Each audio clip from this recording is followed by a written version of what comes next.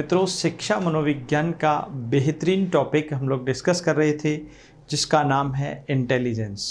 हम लोग अपनी पिछली क्लास में हम लोगों ने इंटेलिजेंस के मीनिंग को सीखा, उसकी डेफिनेशंस पर फोकस किया और उसके पूरे भाव को समझते हुए सीखते हुए हम लोगों ने बुद्धि की विशेषताओं यानी कैरेक्टरिस्टिक्स ऑफ इंटेलिजेंस की हम लोग चर्चा कर रहे थे, जहाँ पर हम लोगों ने बुद्धि के बारे में पढ़ा। बुद्धि जन्मजात होती है यानी इस पर वंशानुक्रम का प्रभाव अधिक पड़ता है, जबकि वातावरण का प्रभाव आंशिक और न्यून पड़ता है। लेकिन अगर आपका प्रश्न पूछा जाए कि बुद्धि प्रभावित होती है तो दोनों से, वंशानुक्रम एवं वातावरण दोनों से हम लोग पढ़ते हैं।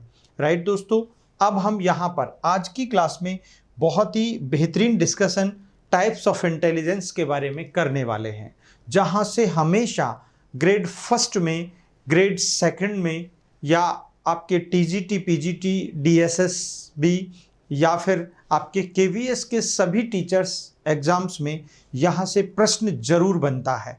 तो मित्रों, टाइप्स ऑफ इंटेलिजेंस की बात करने से हमें ये पूरा पता लग जाता है कि यहाँ पर बुद्धि के बारे में हमें कैसे और क्या पढ़ना चाहिए, हमारे पास कौन सी बुद्धि का प्रकार विद्यमान है। ये सारी बातें हम लोग इस टाइप्स ऑफ इंटेलिजेंस के अंतर्गत सीखने और समझने वाले हैं। बुद्धि के प्रकारों की हम लोग मित्रों यहाँ पर बात कर रहे हैं, जिन्हें हम लोग बुद्धि के प्रकार कहते हैं।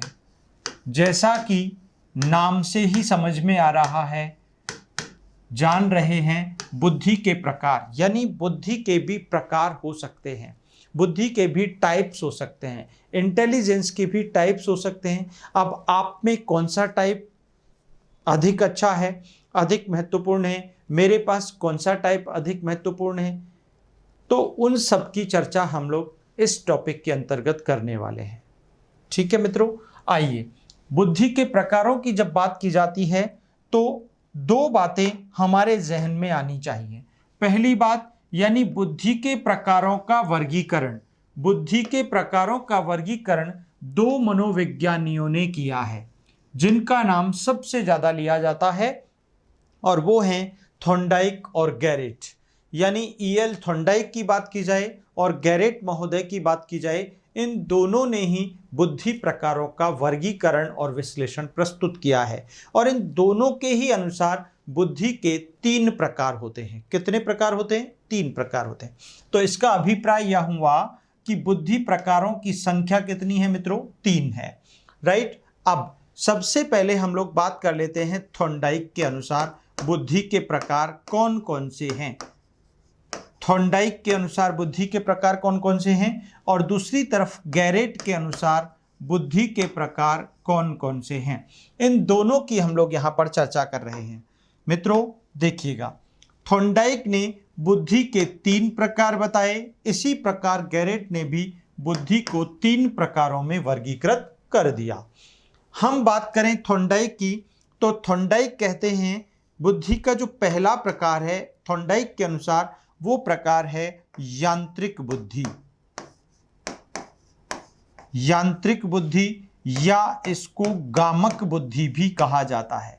मित्रों, इसको इंग्लिश में डायनामिक इंटेलिजेंस के नाम से जाना जाता है। किसके नाम से जानते हैं? Dynamic intelligence. गामक बुद्धि कह दीजिएगा या यांत्रिक बुद्धि कह दीजिएगा। उसके बाद यहां दूसरा प्रकार इन्होंने जो बताया थॉर्नडाइक ने, वो था हमारा अमूर्त बुद्धि। दूसरा प्रकार इन्होंने बताया अमूर्त बुद्धि। और मित्रों, इस अमूर्त बुद्धि को थॉर्नडाइक के वर्गीकरण में आकांक्षा स्तर भी नाम मिला।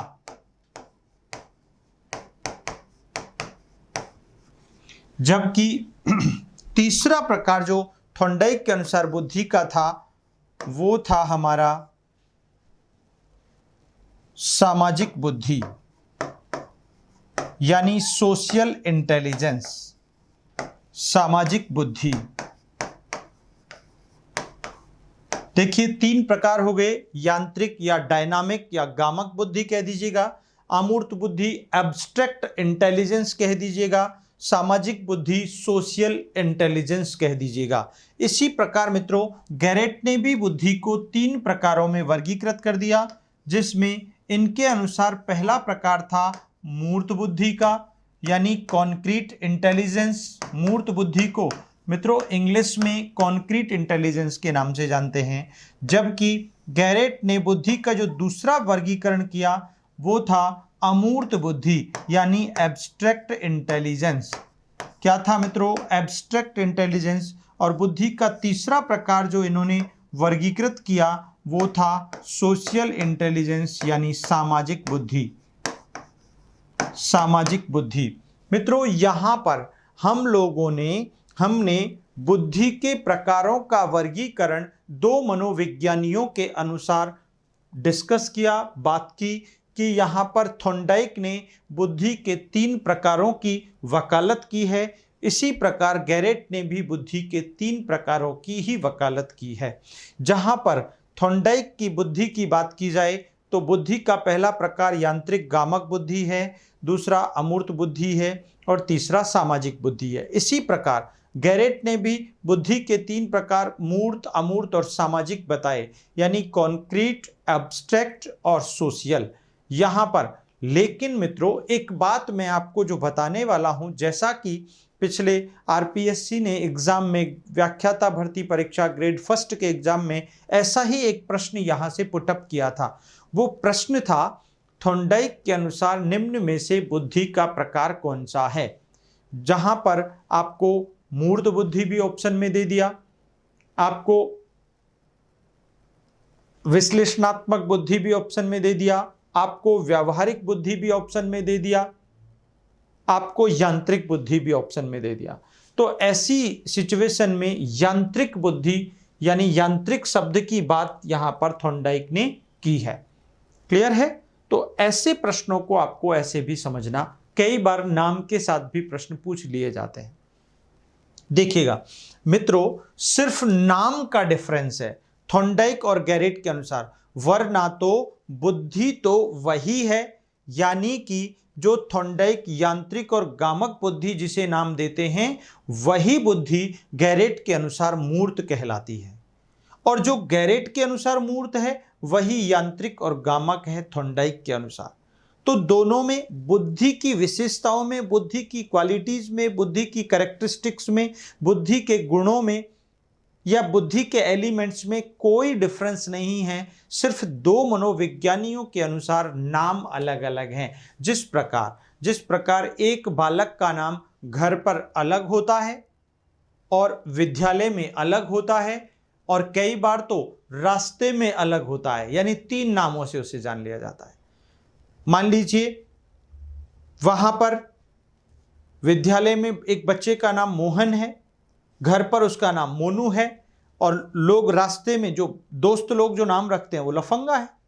तो ठीक उसी प्रकार यहां पर बुद्धि तो एक ही है, बुद्धि तो एक ही है, जैसे वो बालक तो एक ही था लेकिन नाम उसके 3 थे, ठीक उसी प्रकार गामक और यांत्रिक बुद्धि भी वही है जो गैरेट के अनुसार मूर्त है। गैरेट के अनुसार जो मूर्त है, थॉर्नडाइक के अनुसार यांत्रिक और गामक वही है। So there is no difference, right? यहां पर डिफरेंस कुछ नहीं है, सिर्फ नाम का डिफरेंस है। इसीलिए डोंट बी कंफ्यूज्ड, जो विशेषताएं मूर्त बुद्धि की रहेंगी वही गामक और यांत्रिक की रहेंगी, डायनामिक की रहेंगी। क्लियर है? तो बाकी अमूर्त बुद्धि और अमूर्त बुद्धि दोनों मैच कर रहे हैं, सामाजिक बुद्धि दोनों मैच कर रहे हैं।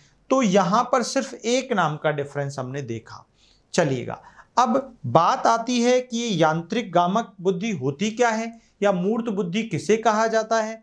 अब देखिएगा, जैसा कि नाम से आप सीख पा रहे हैं, समझ पा रहे हैं, सुन पा रहे हैं, देख पा रहे हैं, यांत्रिक अर्थात वह बुद्धि जिसका संबंध यंत्रों से हो, वह बुद्धि जिसका संबंध मशीनों से हो, वह बुद्धि जिसका संबंध उपकरणों से हो, वह बुद्धि जिसका संबंध साधनों से हो, उसे यांत्रिक और गामक बुद्धि कहा जाएगा।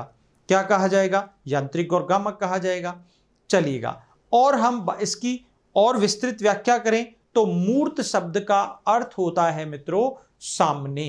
प्रत्यक्ष, उपस्थित, जो आप जो भी वस्तु, जो भी समस्या, जो भी चीजें आपको सामने दिखाई दे रही हैं, उनसे रिलेटेड जो आपके मन मस्तिष्क में विचार उत्पन्न हुआ, जो समाधान निकला, वो समाधान, वो विचार मूर्त बुद्धि के कारण ही उत्पन्न होता है। मूर्त बुद्धि ही उसकी वजह होती है, उसका रीजन होती है।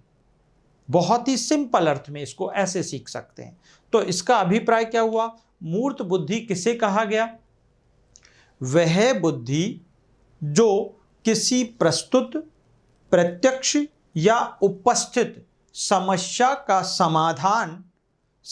का समाधान सचेत चिंतन की सहायता से प्रदान करती है, मूर्त बुद्धि कहलाती है। मित्रों, आप रास्ते में जा रहे हो, जाते जाते अचानक एक खाई या गड्ढा आ जाता है, तो आपके कदम रुक जाते हैं।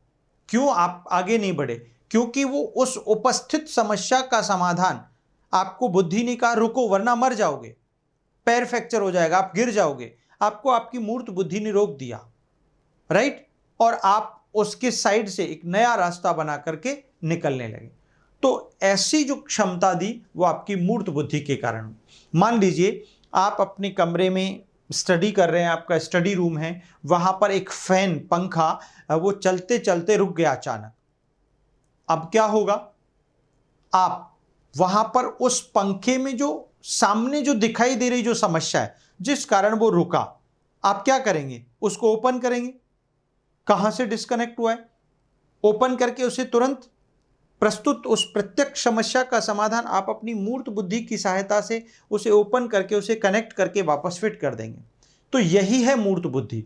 आप गाड़ी ड्राइव कर रहे हैं, गाड़ी ड्राइव करते करते अचानक कोई बाधा रास्ते में आ जाती है। अचानक एक बच्चा खेलते हुए अपनी बॉल को पकड़ने के लिए दौड़ता दौड़ता रोड पर आ जाता है। अब आप उपस्थित समस्या, बच्चा अचानक रोड पर आ गया, आपकी गाड़ी 70 की स्पीड में, आपकी मूर्त बुद्धि आपको प्रेरित करेगी।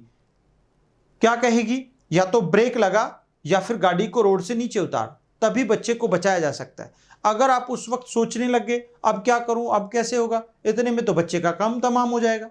तो मित्रों, अगर तो सिंपल सी बात है, जब किसी समस्या या किसी प्रस्तुत, प्रत्यक्ष अथवा उपस्थित समस्या का समाधान जब आप अपने मूर्त दृष्टिकोण, मूर्त चिंतन या सचेत चिंतन की सहायता से प्राप्त करते हैं, उसे मूर्त बुद्धि कहा जाता है।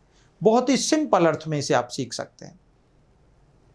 एक क्रिकेट खिलाड़ी है, एक क्रिकेट खिलाड़ी जैसे बॉलर बॉल फेंकता है, वो अपनी क्रीज पर खड़ा हुआ अपने बैट को ताने खड़ा रहता है, और उस वक्त अगर वो ख्यालों में, सपनों में या विचारों की दुनिया में चला जाए और वो सोचने लगे कि आज तो मुझे दोहरा शतक लगाना है, आज मुझे ये करना है, आज मुझे इस बॉल को ऐसे करना है, इतने में तो बॉल आके उसकी गलियों में घुस जाएगी और वो आउट हो जाएगा। तो उसको क्या चाहिए? उसको उस प्रस्तुत स्थिति, अवस्थिति के बारे में, बॉल की उस दिशा के अनुरूप अपने बैट की दिशा को घुमाना पड़ेगा मित्रों। तभी संभव है कि वह उस प्रस्तुत स्थिति से निजात पा सकता है, उसमें सफलता प्राप्त कर सकता है। अदरवाइज नहीं। सोचने से काम नहीं बनता, क्रिया से काम बनता है। इस कारण यह प्रश्न 2 से 3 बार आ चुका है मित्रों। तो यहां पर सबसे पहले अपन बात कर लेते हैं मूर्त बुद्धि की, ठीक है ना? इसको डिटेल से हम लोग सीख लेते हैं। मूर्त बुद्धि, जिसे कॉन्क्रीट इंटेलिजेंस कहते हो मित्रों। मूर्त कह दीजिएगा, गामक कह दीजिएगा, या यांत्रिक बुद्धि कह दीजिएगा। यांत्रिक बुद्धि, इसको डायनामिक इंटेलिजेंस या कॉन्क्रीट इंटेलिजेंस के नाम से जाना जाता है। डायनामिक या कॉन्क्रीट, ठीक है। अब देखो, मूर्त बुद्धि की अपन बात कर रहे हैं, तो मित्रों मूर्त बुद्धि का सबसे महत्वपूर्ण बिंदु हम लोग यहां पर पढ़ते हैं। यह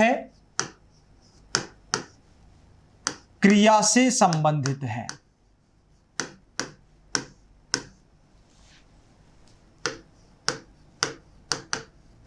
क्रिया से संबंधित बुद्धि है।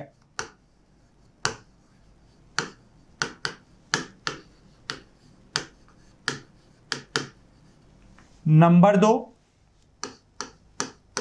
इसे व्यावहारिक बुद्धि कहा जाता है।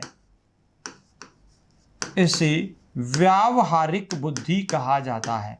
यही प्रश्न पूछा था मित्रों, इसे व्यावहारिक बुद्धि कहा जाता है।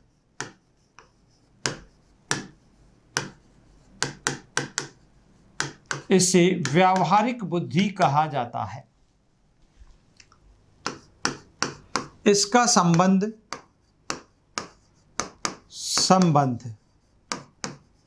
यंत्रों, मशीनों, इसका संबंध यंत्रों, मशीनों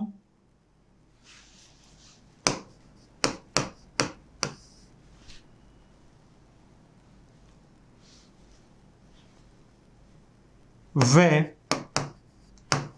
उपकरणों से है।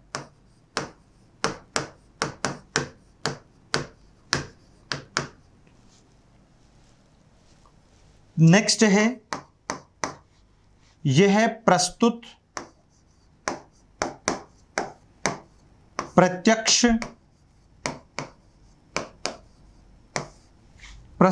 प्रत्यक्ष एवं उपस्थित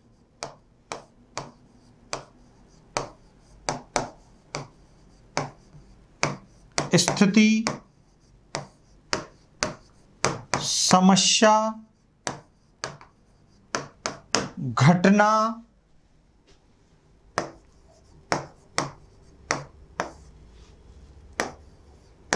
के संबंध में उचित मार्ग प्रशस्त करती है। मतलब जो भी सही है वो सुझाने का कार्य मूर्त बुद्धि के द्वारा ही किया जाता है। मित्रों, वास्तव में जो भी प्रस्तुत घटना है, प्रस्तुत स्थिति है, जो भी अवस्था है, जो भी प्रॉब्लम है, उसका उचित समाधान, उचित मार्ग प्रशस्त करने का कार्य मूर्त बुद्धि करती है। कौन करता है? मूर्त बुद्धि करती है।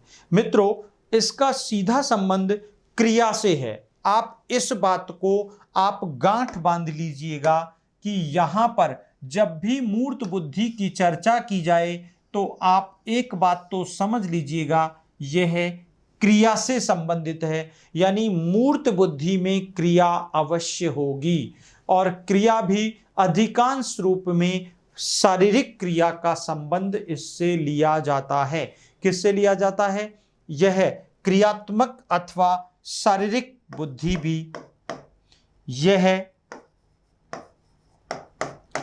क्रियात्मक, गत्यात्मक,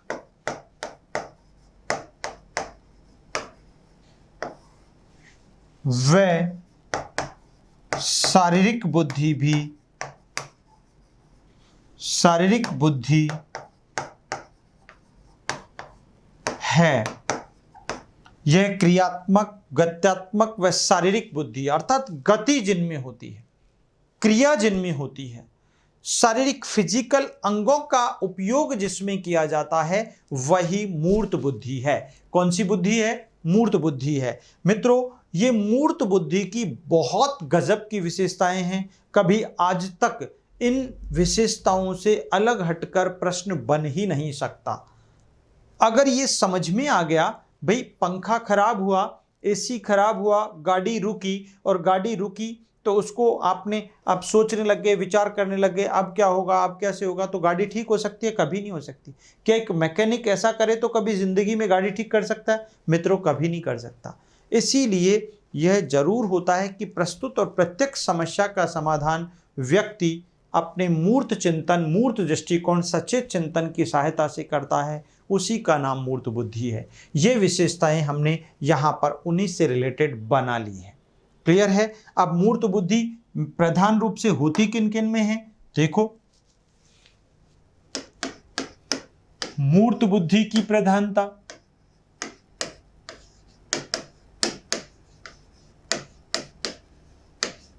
मूर्त बुद्धि की प्रधानता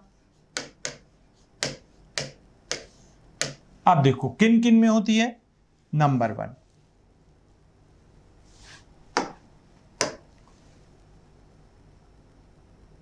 खिलाड़ी,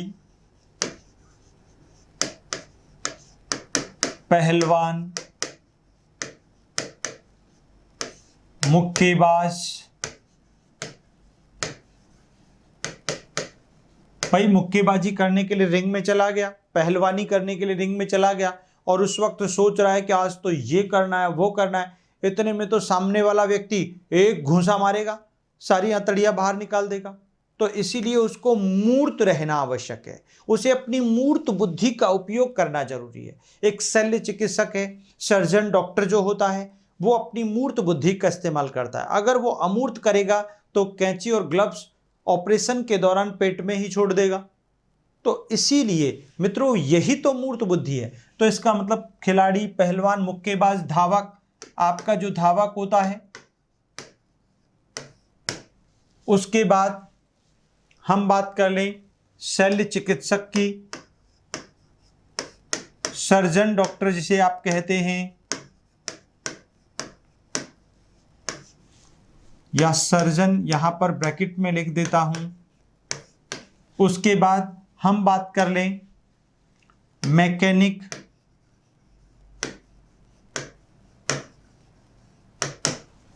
कारीगर,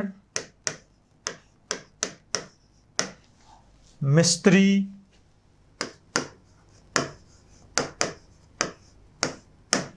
चालक, इंजीनियर,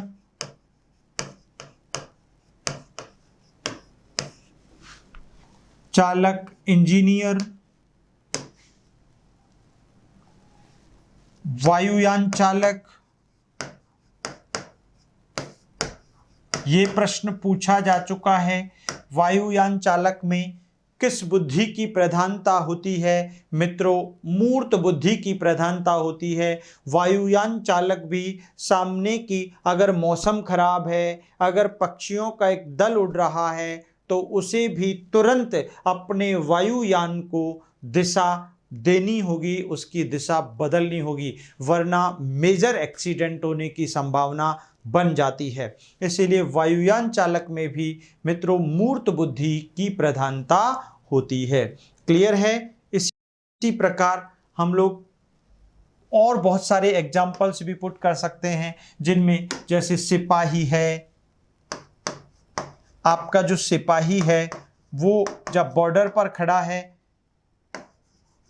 और बॉर्डर पर खड़े वह लंदन ब्रिज की सैर कर रहा है, स्वप्नों की दुनिया में खोया है, इतने में तो दुश्मन सिपाही एक गोली ठोकेगा सीने में और वो चारों खाने चित आएगा। इसीलिए एक सिपाही को भी उपस्थित, प्रस्तुत, सामने जो स्थिति है, जो घटना है, जो वस्तु स्थिति है, वास्तविकता है, उसके अनुरूप अपनी बुद्धि, यानी उसे मूर्त रहना है, उसे अलर्ट रहना है, उसे विचारों की दुनिया, कल्पना की सागर में नहीं डूबना है। तो इसीलिए एक सिपाही में भी मूर्त बुद्धि की प्रधानता होती है। क्लियर हो गया मित्रों? तो ये बातें थी मूर्त बुद्धि के संदर्भ में। अब हम जो बात करने वाले हैं वो है अमूर्त बुद्धि। देखिए नाम से ही समझ में आ रहा है, अमूर्त, जो मूर्त नहीं है, जो सामने नहीं है, जो सामने नहीं है, जो मूर्त नहीं है, उसे अमूर्त कहेंगे। क्या कहेंगे? अमूर्त बुद्धि कहेंगे। देखिए मित्रों अमूर्त बुद्धि, नंबर 1, इसका संबंध किससे है? सबसे इंपॉर्टेंट बात, उसका संबंध क्रिया से था। उसका संबंध, मूर्त बुद्धि का संबंध क्रिया से था, व्यवहार से था, गति से था, शरीर से था। लेकिन यहां पर अमूर्त बुद्धि का संबंध क्रिया से नहीं होता है। क्रिया से न होकर, याद रखना, इसको इसीलिए लिख रहा हूं, क्रिया से न होकर, इसका संबंध क्रिया से न होकर, न होकर कल्पना,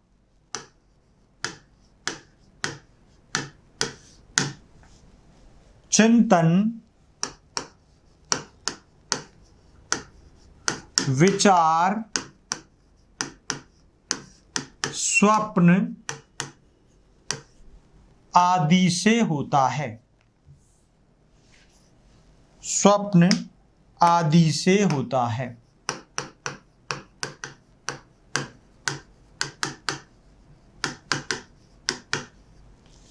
आदि से होता है। नंबर 2, इसी कारण इसे पुस्तकीय ज्ञान संबंध, एक और संबंध की बात कर लें, पुस्तकीय ज्ञान। पुस्तकीय ज्ञान, अब पुस्तकीय ज्ञान का कोई मूर्त रूप होता ही नहीं है, वो तो आपके मन मस्तिष्क में, आपके जहन में, आपके भावों के रूप में आपके पास विद्यमान है। तो पुस्तकीय ज्ञान, ये प्रश्न भी आ चुका है मित्रों। पुस्तकीय ज्ञान से संबंध किस बुद्धि का होता है? तो पुस्तकीय ज्ञान का संबंध अमूर्त बुद्धि से होता है। किससे होता है? अमूर्त बुद्धि से होता है। इसमें और क्या होता है मित्रों? समस्या समाधान का आधार, समस्या समाधान का आधार, समस्या समाधान का आधार कल्पना, विचार, कल्पना, विचार, चिंतन, मनन, स्वप्न आदि होते हैं। आदि होते हैं। क्लियर है? ये समस्या समाधान का आधार होता है।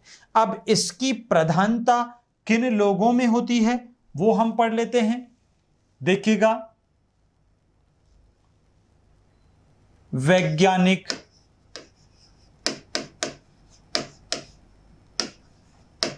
दार्शनिक, चिंतक, विचारक, लेखक, कवि, इतिहासकार,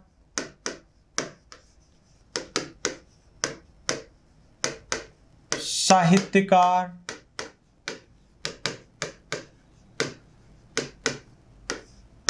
डॉक्टर। मित्रों, ये डॉक्टर सामान्य डॉक्टर है। शल्य चिकित्सक की बात हम लोगों ने मूर्त बुद्धि में की थी। डॉक्टर,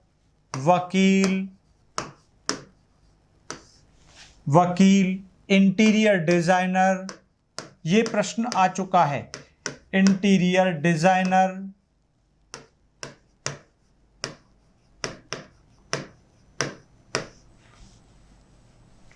चित्रकार,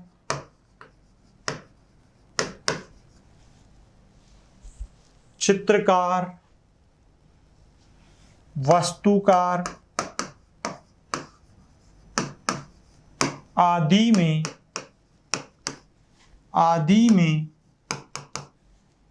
अमूर्त बुद्धि की प्रधानता होती है। अमूर्त बुद्धि की प्रधानता होती है। कौन सी बुद्धि की प्रधानता होती है मित्रों? अमूर्त बुद्धि की प्रधानता होती है।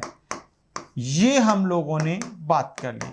इनसे बाहर एग्जाम्पल कभी भी नहीं आता। जनरली हम लोग बात कर रहे हैं, ये इतने सारे एग्जाम्पल्स हैं जिनके अंतर्गत अमूर्त बुद्धि की प्रधानता इनके साथ होती है।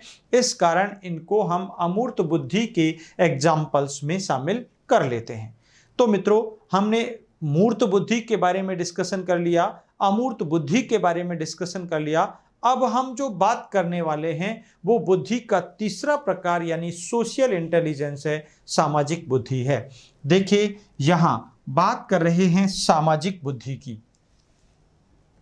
तीसरा प्रकार है सामाजिक बुद्धि यानी सोशल इंटेलिजेंस। जैसा कि नाम से हम समझ पा रहे हैं, सामाजिक बुद्धि यानी बुद्धि का वह प्रकार जो समाज के हित में, समाज के कल्याण के लिए, सामाजिक नियमों, सामाजिक परंपराओं, सामाजिक रीति रिवाजों का अनुसरण करने वाले जो लोग हैं, उनमें सामाजिक बुद्धि की प्रधानता होती है। मित्रों, हम सभी लोग, मानव या मनुष्य एक सामाजिक प्राणी है। वह जिस समाज में रहता है, उस समाज के नियमों, परंपराओं, रीति रिवाजों, उन सब का उसे अनुसरण करना पड़ता है। अगर वह ऐसा नहीं करता है तो समाज उसे बहिष्कृत कर देता है, समाज उसे अलग थलग कर देता है। तो सीधा सा किस्सा है, यहाँ पर सामाजिक बुद्धि उन लोगों में अधिक प्रधान रूप से विद्यमान होती है जो लोग सामाजिक कार्यों में, सामाजिक गतिविधियों में, सामाजिक परंपराओं, रीति रिवाजों और सिद्धांतों और नियमों का अनुसरण करते हैं। वो सामाजिक बुद्धि की प्रधानता वाले होते हैं। तो सीधा सा इसका किस्सा मित्रों यहाँ पर ऐसे पढ़ लेते हैं हम लोग। सामाजिक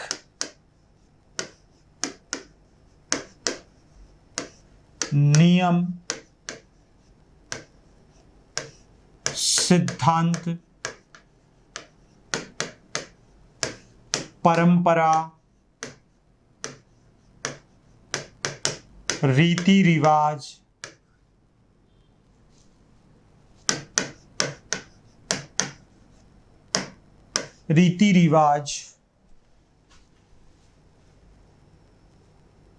एवं सामाजिक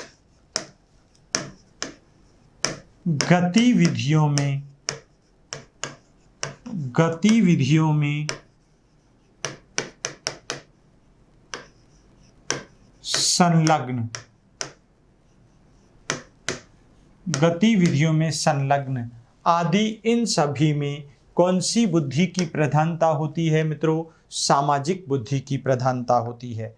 उसके बाद एक और पॉइंट हम लोग डिस्कस कर लेते हैं। यहाँ पर देखिएगा, इन सभी जो सामाजिक रीति रिवाज, गतिविधियों आदि को फॉलो करते हैं, उनमें सामाजिक बुद्धि की प्रधानता होती है। अतः मित्रों, इसका सीधा संबंध समाज के कल्याण हेतु, समाज की गतिविधि, समाज हेतु योगदान देने वालों में होती है। इस कारण यह बुद्धि सामाजिक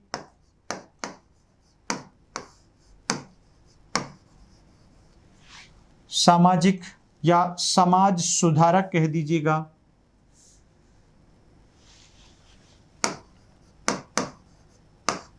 समाज सुधारक, समाज सेवी,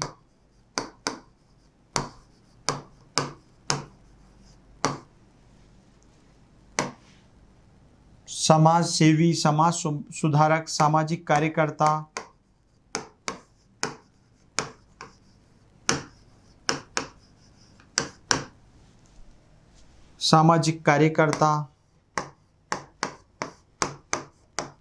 सामाजिक जनप्रतिनिधि,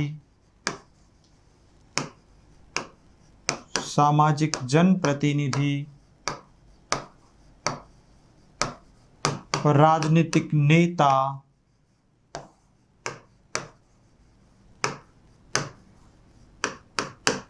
मंत्री, सांसद, विधायक,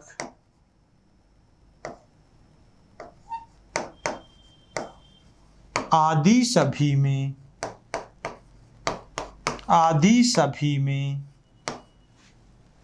सामाजिक बुद्धि की प्रधानता होती है। आदि सभी में सामाजिक बुद्धि की प्रधानता होती है। सामाजिक बुद्धि की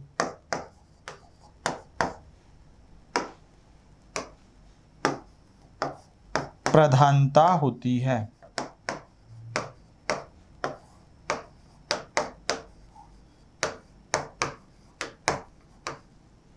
आदि सभी में सामाजिक बुद्धि की प्रधानता होती है।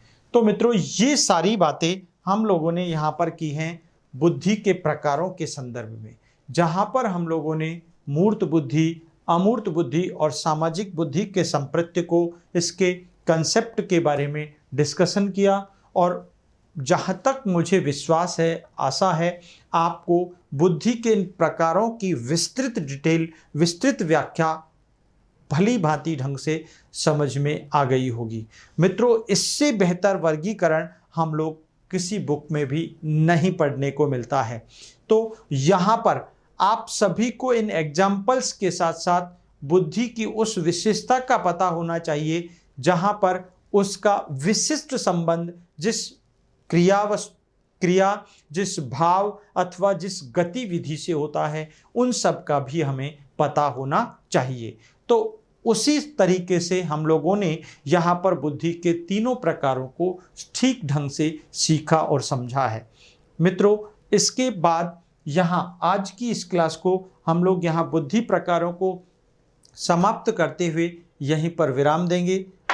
बुद्धि के संदर्भ में अगला डिस्कशन या बुद्धि की अगली कक्षा के बारे में हम लोग चर्चा करेंगे, जहाँ पर हम बुद्धि के सिद्धांतों की चर्चा करने वाले हैं। आगे बुद्धि के वहाँ पर परीक्षण सिद्धांतों की बात करने वाले हैं, संवेगात्मक बुद्धि की चर्चा करने वाले हैं। लेकिन ये सब बातें करेंगे हम अपनी अगली कक्षाओं में। तो आज की क्लास को हम यहीं पर विराम देते हैं मित्रों।